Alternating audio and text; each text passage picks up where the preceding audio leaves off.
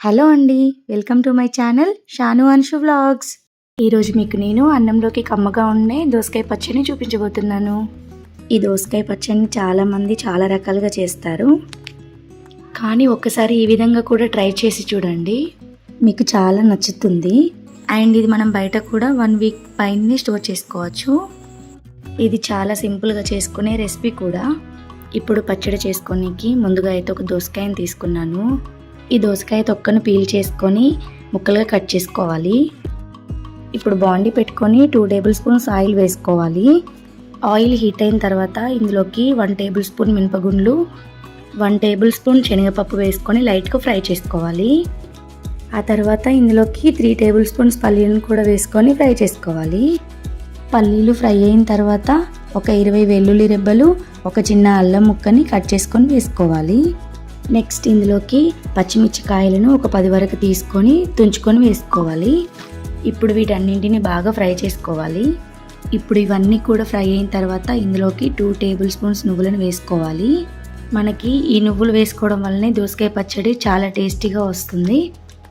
ఇప్పుడు నువ్వులను కూడా లైట్గా ఫ్రై చేసుకున్న తర్వాత కరివేపాకు వేసుకొని కలుపుకోవాలి.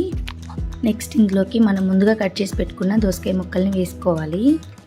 ఇప్పుడు వీటిని ఒకసారి కలుపుకున్న తర్వాత 1/2 టీ స్పూన్ పసుపు వేసుకొని మళ్ళీ ఒకసారి కలుపుకోవాలి.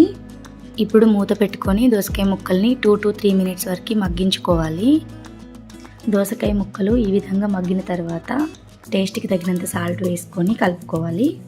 నెక్స్ట్ ఇందులోకి కొత్తిమీర వేసుకున్న తర్వాత కొంచెం చింతపండును కూడా వేసుకొని దీన్ని మొత్తాన్ని ఒకసారి కలుపుకున్న తర్వాత మూత పెట్టేసుకొని గ్యాస్ ఆఫ్ చేసుకోవాలి.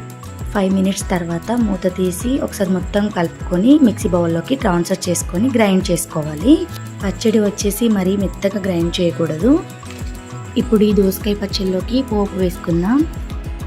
ఇప్పుడు పచ్చడి తాలింపు కోసం బాండి పెట్టుకొని 1 టేబుల్ స్పూన్ ఆయిల్ వేసుకున్న తర్వాత ఎండుమిర్చి, ఆవాలు, జీలకర్ర వేసుకోవాలి. నెక్స్ట్ కరివేపాకు వేసుకొని చిటపట్లాడిన తర్వాత కొత్తిమీర కూడా వేసుకోవాలి. తాలింపు ఫ్రై అయిన తర్వాత ఇప్పుడు ఈ తాలింపుని తీసుకొని పచ్చడిలో వేసుకొని కలుపుకోవాలి. అంతే అండి, మన దోసకాయ పచ్చడి అయితే రెడీ అయిపోయింది. ఇప్పుడు ఈ దోసకాయ పచ్చడిని రైస్లోకి నెయ్యి వేసుకొని తింటే సూపర్గా ఉంటుంది. ఒకసారి మీరు కూడా తప్పకుండా ట్రై చేసి టేస్ట్ ఎలా ఉందో చెప్పండి. ఈ వీడియో మీకు నచ్చినట్లయితే మన ఛానల్ని లైక్ చేయండి, షేర్ చేయండి, అలాగే సబ్స్క్రైబ్ కూడా చేసుకోండి. Thanks for watching. Don't forget to subscribe. Bye bye.